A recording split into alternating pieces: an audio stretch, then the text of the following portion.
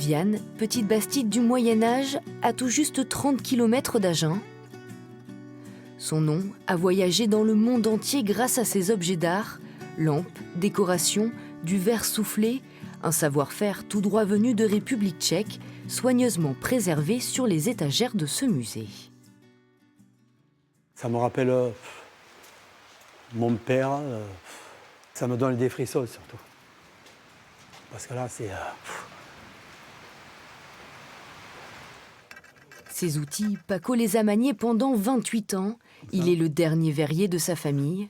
Leur histoire débute avec l'ouverture de l'usine en 1920. Pendant près d'un siècle, 900 salariés venus des 4 coins de l'Europe font tourner ces ateliers.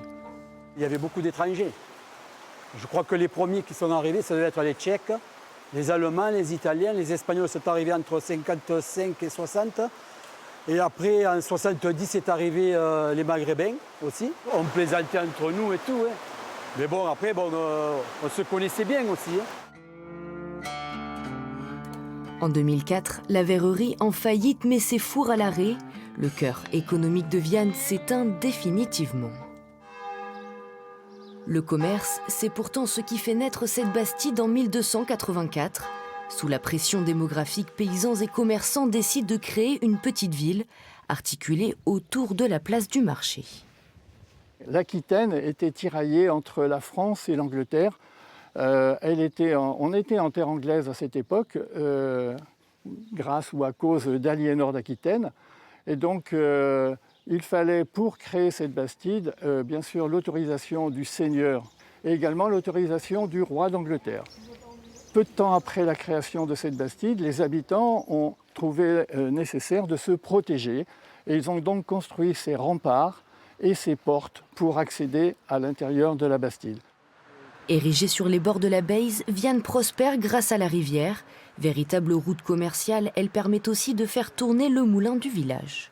C'était le pôle d'activité le plus important du village et même de la région du Néraquais. On expédiait la farine sur des gabarres le long de la Baïse jusqu'à Bordeaux. Et ensuite de Bordeaux, c'était chargé sur des bateaux vers Saint-Domingue. Aujourd'hui, les bateaux de plaisance remplacent les gabarres. Au croisement de la Baïse et du canal latéral à la Garonne, Viane et son écluse sont devenus une halte incontournable. Le tourisme fluvial s'est très développé à Viane. Bon, aujourd'hui, il y en a un peu moins, mais il y a des jours, là, si vous venez, tout le quai est pris par les bateaux. Il y a des pêcheurs, des promeneurs, les bateaux, les touristes, on voit tout type de touristes. Voilà. Les gens descendent jusqu'au quai, viennent voir un petit peu en bas, la Baïse, et puis repartent et continuent leur tour de promenade de tous les jours. Depuis 800 ans, ce joyau méconnu de l'Albret traverse les âges.